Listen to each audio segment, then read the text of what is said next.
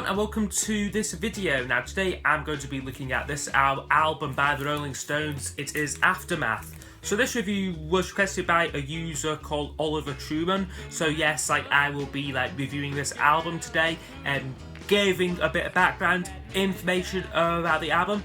Then I will show you my vinyl copy of it and then go over each of the album songs in detail. So this was the Rolling Stones' fourth UK studio album, released on the 15th of April in 1966. It is quite a significant album in their discography because it because it was the first album of theirs to feature entirely self-penned songs. All the songs on here were written by Jagger and Richards.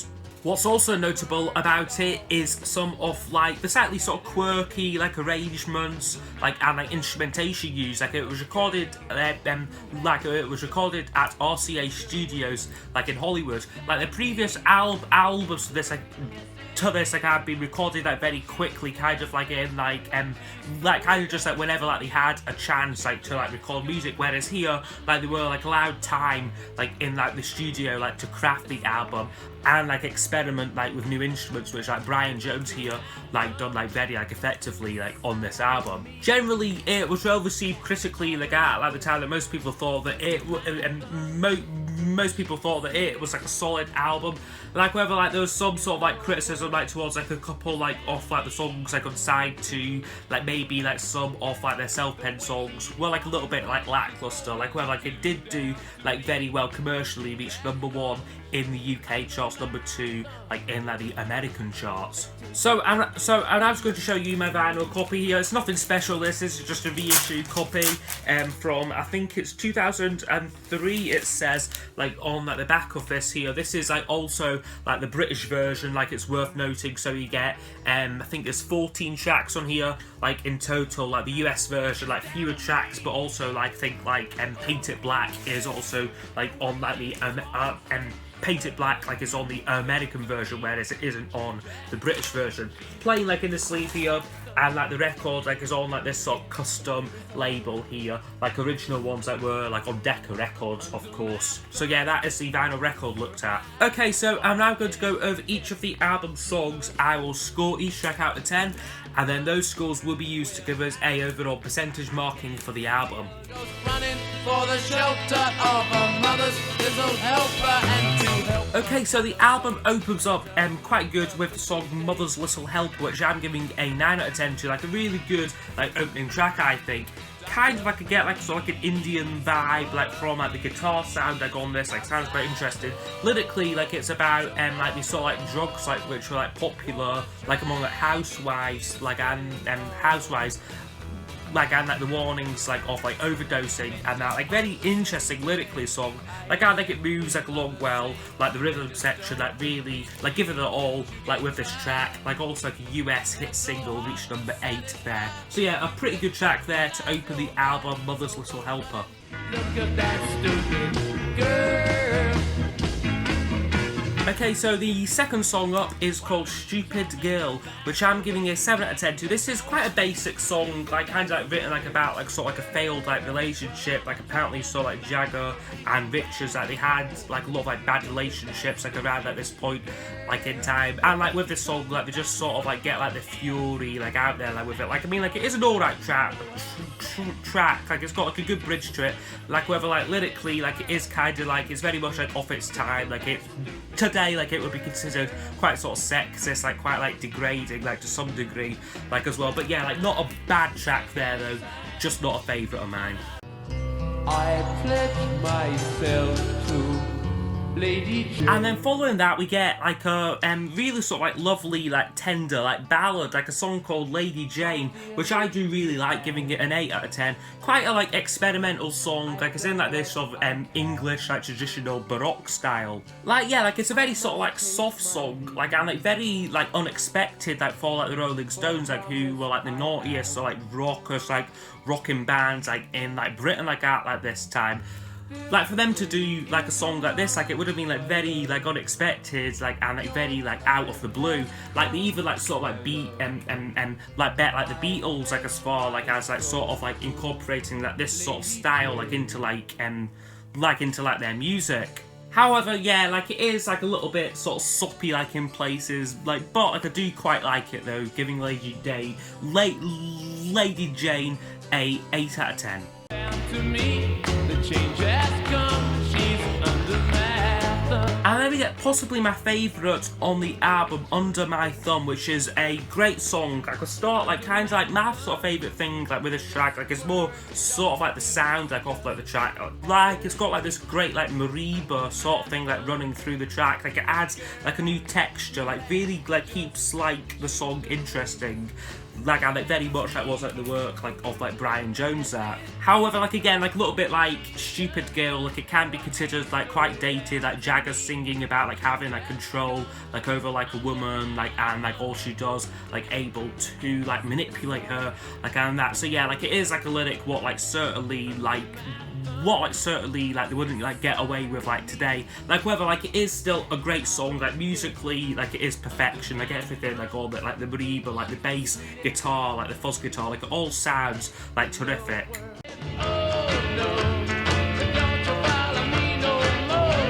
Next on though, this is like kind of like the first like bump in the road for me, Don't You Bother About Me, which I'm not a massive fan of this track. Like it's a more sort of basic like bluesy song.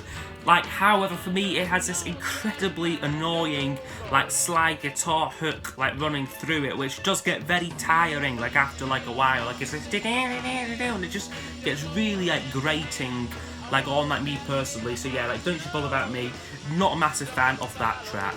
Going home. I'm going home. And then the next one up is a very, very, very long song, a track called Going Home, which is, yeah, like a good song for like the first like bit of it, like the first like 3 minutes, like it is like a solid like bluesy like rocking song, like nothing like amazing, like however like nothing like too bad either. However, with this track they just keep playing on and on and on, like until it gets to about like 11 minutes like off like this song. I mean, like a completely like radical length, like at like the time, like it ends like all like this jam like off like the main riff and like Jagger's like vocal improvisations. Like however, like for me, it is a track that is certainly like more notable because like off like its record-breaking length than like the actual content like off like the song, which just like isn't there. Like it doesn't like warrant being like 11 minutes like this track here. Like it just like I just feel like it goes like on and on and on. Like they could have just cut it down, like and like it would have been like a solid track.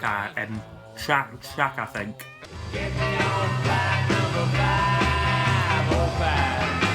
And then opening up side 2, we get a slightly lackluster song, Flight 505. Like there's some sort of like confusion like as to sort of like what like this like title like is like referring to.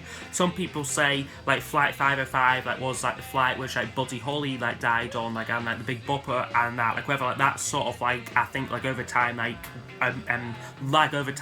like been proven false. Like apparently like it was also like Flight 505 like was like the playing number which like the Rolling Stones took like when like they first went like to like America. So oh yeah, like some like different like interpretations like with this song. Like the actual track itself like is like good. Like it starts with like this sort of classic like rock and roll barrel house piano sound. Like where like it kicks off like it isn't too bad. Jagger's vocal performance though like is only like average like on like this song. Like nothing like too great there. Flight 505 a 6 out of 10.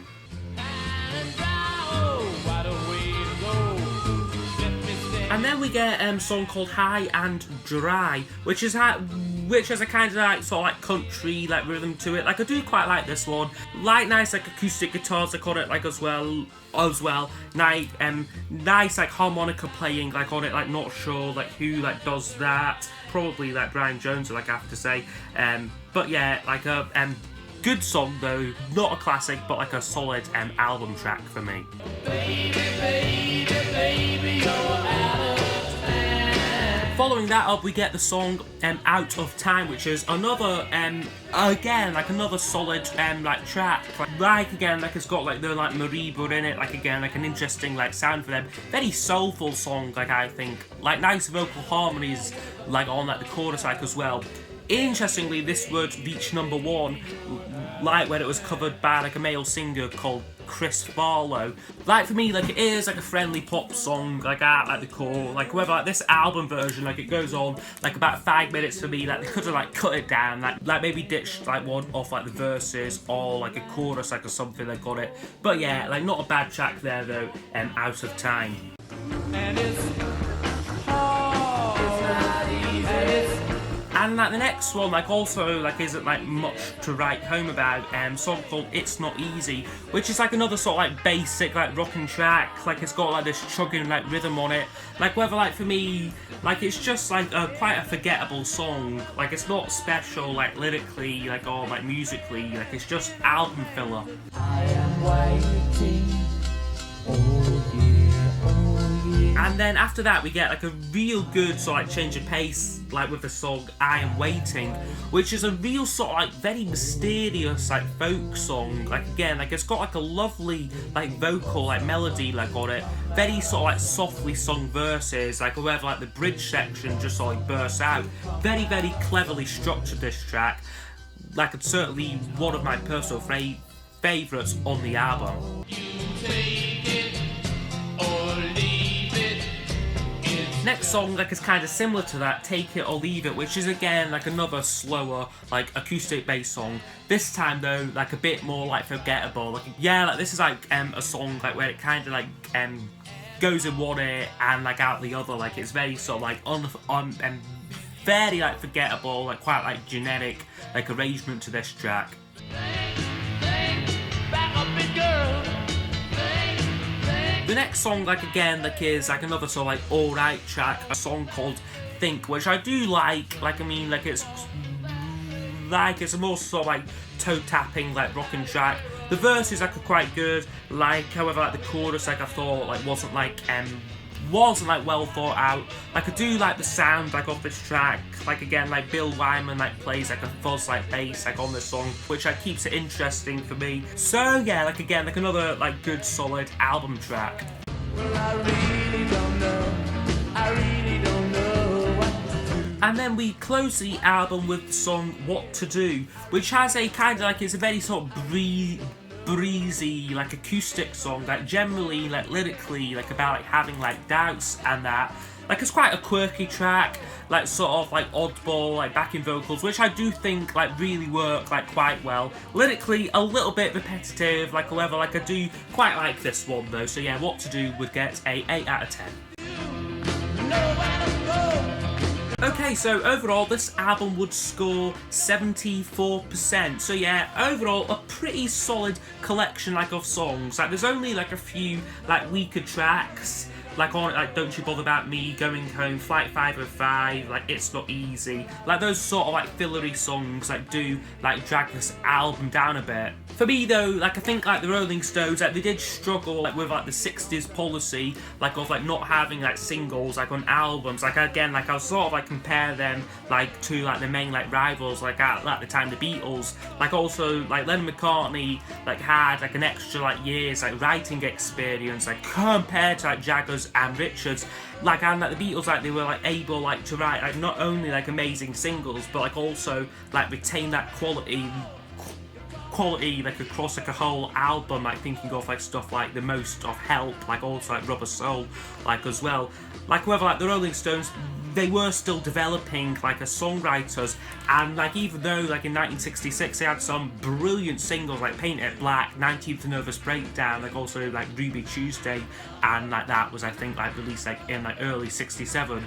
Like had those songs like made this album, like then like it would have been like a stunning piece of work. Like however like as it was like the best material like made it like on to 7-inch singles, like and it wasn't on like British albums. Furthermore, as well, like it is a very long album, like for the time, like at 53 minutes, like I think, like I mean, like most of that's like the ending, like of Going Home, like it has to be said. So yeah, like they could have like cut it down, like maybe like cut down that song definitely, like also maybe like remove like one or two like off like the songs like on side two, like just to make it like a better album like overall.